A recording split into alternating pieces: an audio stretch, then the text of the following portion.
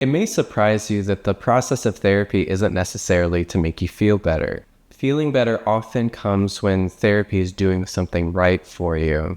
And we'd like to be able to see, well, what are the categories of things going right? There's generally 3 categories. There's coping, processing, and venting. And they each do something different.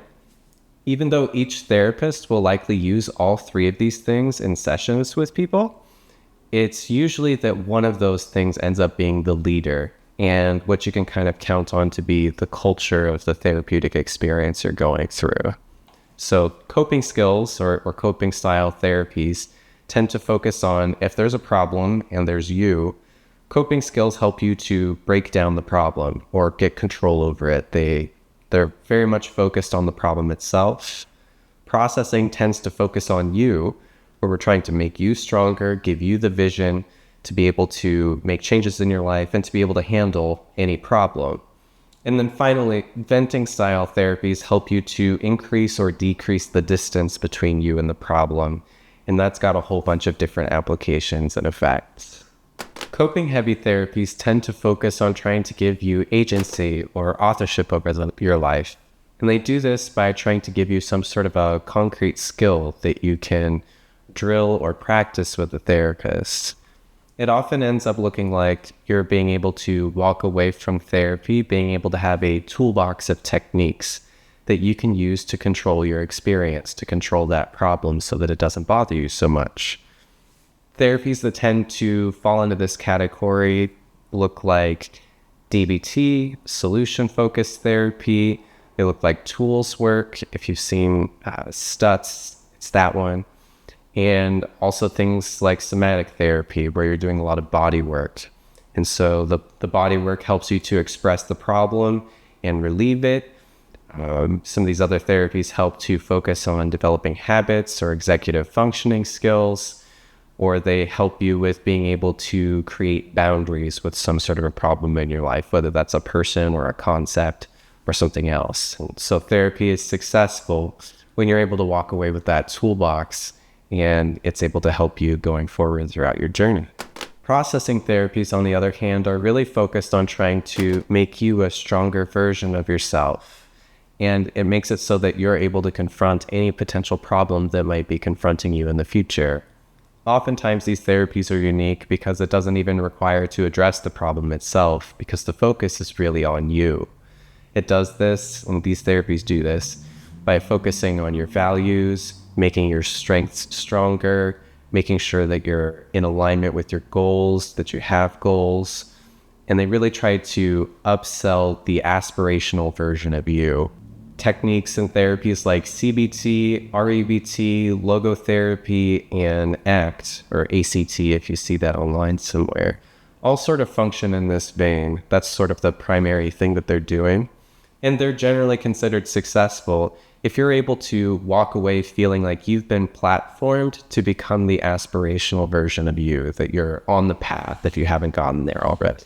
Venting therapies help by providing you validation. They help with changing the distance between you and the problem so that you can get perspective on it. Oftentimes, these therapies will use introspection, reflection. They'll validate you very straightforwardly. They'll use all sorts of empathetic techniques. And these are a way of helping you to reflect on both yourself and the problem so that if it's too close to you, you can kind of get some distance from it and figure out what's going on.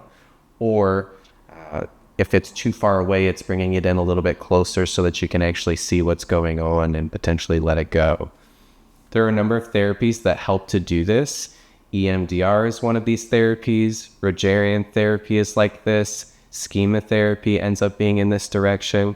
And they all generally work if you're able to walk away with a clearer, higher resolution version of you and the problem, and you're generally able to get yourself out of the bind after that's defined. There are many things that actually look like therapy that aren't. Things like chatting, gossiping, or getting advice can sort of look like therapy depending on movies or shows that you might have seen. But I generally tell clients that I meet with in my consultation calls with people that if a therapist, including me, ever gives you advice, that it's best to fire them. The process of therapy is really about teaching you how to fish rather than giving you fish. And gossiping, advice giving tend to give you something that sort of requires you to keep coming back for more in order for you to continue on with your experience. With venting, coping, and processing, there's all of the different skills inside of those help you to actually continue to help yourself after therapy works. And the idea is that each of these techniques are evidence-based to work. So there is a finish line where you're able to walk away with a skill set, whether that's a toolbox, whether that's a helpful reflection, whether that's an aspirational plan for becoming the better version of you. Those are actually aimed at trying to get you to a finish line where you feel like you got the thing that was worth getting and that you can continue to apply it on your own, and the role of the therapist concludes successfully. We'll be introducing other topics on this channel related to therapy, whether that's picking a therapist, if you are a therapist and you're just trying to figure out some of the lingo of how to describe what it is that you do. Feel free to hit like and subscribe to check out some of the extra videos we're going to have coming out.